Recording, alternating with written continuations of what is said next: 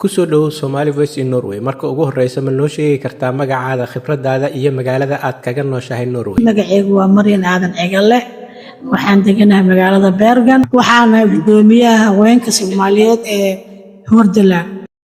Maxay tahay fariinta aad aabayaasha Soomaaliyeed u marinayso Somali Voice in Norway? Aabayaalka Soomaaliyeed in Norway waxaa u dir lahaa horta marka ugu horreysa inay ilmahooda ogaadaan. nin kasta ilmihiisa wuu dhalay wuuna ogaan karaa oo qof aan waalida ilmihiisa ogeyn ma lahan haddana ilmaha waxay u baahan yihiin in si fiican loo raadiyo loo baaro saaxiibkii haysta inaa og tahay meeshay aadaa inaa og tahay inkastoo meel kasta bini'aadamha wax dhooro oo annaga wax ma ilaali karna haddana mas-uuliyad weyn ku saaran inaa ilmahaaga meeshay maraya og tahay saaxiibka ay leeyihiin inaad og tahay meelaha marka ilmaha ay aadayaan oo kale waalidiinta aabayaalka ay raacaan la arka ayagana qaybtooda inay ka qayb qaataan way jiraan waalidiin badan oo ka qayb qaato madhaheena aabaha Soomaaliga wuxuu yahay wax kasta duruufa keeni karto bini'aadan nahay aabihii wuu shaqeeyaa marka dhibaato kama jirto laakiin haddana xoog inaa saartada ilmahaaga meel alle iyo meeshay mareen aad u og tahay aniga waxay la tahay wax wanaagsan ilaahayna raalli ka yahay annagana raalli aan ka nahay maxay tahay fariinta aad Somali Voice in Norway u marinayso hooyooyinka Soomaaliyeed hooyooyinka waxaa leeyahay hooyooyinoo adinkana ilmihiina saasoo kale ilaashada meelahay aadaan activiteedka u raacdin xaqiiqdii haddana si fiican yani waxaan ilaa si fiican si dheeraad u ilaashada ilmaha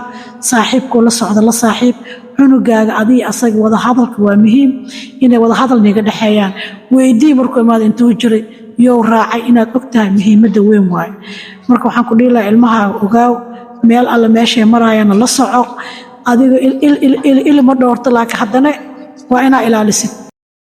maxay tahay fariinta aad Somali Voice u marinayso dhallaanka iyo dhalinyarada Soomaaliyeed ilmaha talada waxaan sii lahaa ilmo hal waxaan sheegaa ninka qofka bini'aadamka inuu wax barto waa muhiim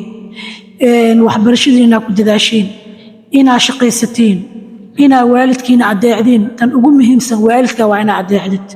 sababtoo ah nin walba waalidkiis waa soo adeeca annaga waxaa meel ku gaarin waalidkeena waa soo adeecnay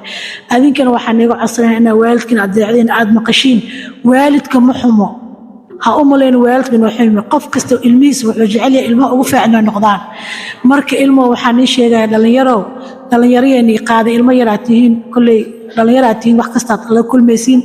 laakiin waalidiintiina adeeca waxayna dhahaana maqla wixii adiga inaa wada hadashiina muhiim waay waalidkan waa inuu niila hadlaa adinkana aad maqlaysin wixii dantiina ah ilaa dantiina le waalidka la xumaan maayo waalidka manay xumaynaayo laakiin danihiinay ka hadlaayaan waa inaa fahamtiin danihiina wax barta shaqaysta taas aan ugu waalad qofka saaxiibka xun ka leexo kan fiican raac